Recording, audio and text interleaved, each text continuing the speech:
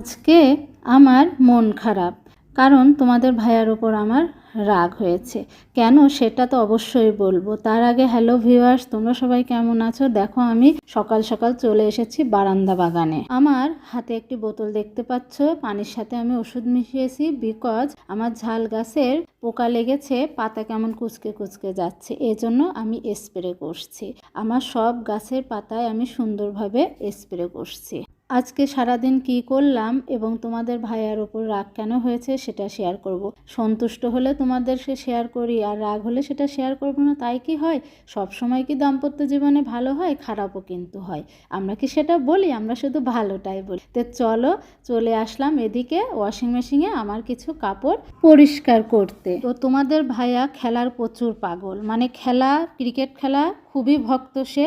Cricket খেলা হলে সে TV mobile একসাথে দেখে, ডাইনিং টেবিলে খেতে বসলেও সে দেখে, পারলে বাথরুমেও মোবাইল নিয়ে যায় দেখে। সেটাতে আমার প্রবলেম না। আমার প্রবলেম কোথায় জানো? কোনো কিছু বেশি ভালো না। খেলা যখন হয় তার যেন দুনিয়াদারি কোনো কিছুই হুঁশ থাকে না। মেশিনটা ওপেন করে টাইমটা সিলেক্ট করে দিয়ে গেলাম। খেলার তো আমিও ভক্ত, কিন্তু তাই বলে তো এত পাগলামি করি না। এদিকে চলে আসলাম রান্নাঘরে। তোমার ভাইয়া অফিসে যাবে, দেন তার জন্য আমি লাঞ্চ রেডি করে দিলাম। মাছ রান্না করেছি, মাছ দিয়ে ভাত দিয়ে তার লাঞ্চটা রেডি করে দিয়ে তাকে অফিসের জন্য বের করে দিয়ে আমি বাকি কাজ শুরু করলাম। তো ঘর গোছাতে গোছাতে তোমাদেরকে বলি, তো খেলা দেখাটা অন্যায় না, খেলার জন্য পাগল হওয়াটাও অন্যায় না। অন্যায় কোথায় জানো? অতিরিক্ত মাত্রায় পাগলামো করে। টিভিতে যখন খেলা হয় মনে হয় যেন ও খেলোয়াড়দের সাথে খেলছে, এমন করে। খারাপ খেললে মনে হয় যেন ও বাহির থেকে ওদেরকে পানিশমেন্ট করবে। আমার এতেও সমস্যা না। আমার সমস্যাটা কোথায় হয়েছে জানো? সে মোবাইলও দেখছে, টিভিও দেখছে, তুমি দেখো বাপু, কিন্তু এগুলো করতে যেয়ে সে আমার এমন একটা জিনিসের সর্বনাশ করে দিয়েছে, আমার এমন একটা ক্ষতি করেছে, যেটার জন্য আমার মনটা খারাপ।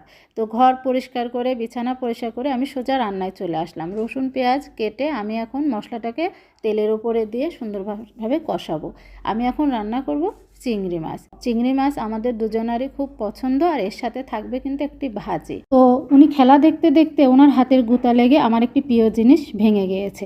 ইলেকট্রনিক জিনিস এমন জিনিস যেটা তোমার টিকে যায় সেটা কিন্তু অনেক দিন টেকে, আর যেটা টেকে সেটা যদি এভাবে অ্যাক্সিডেন্ট হয় তখন কিন্তু খুবই কষ্ট হয়।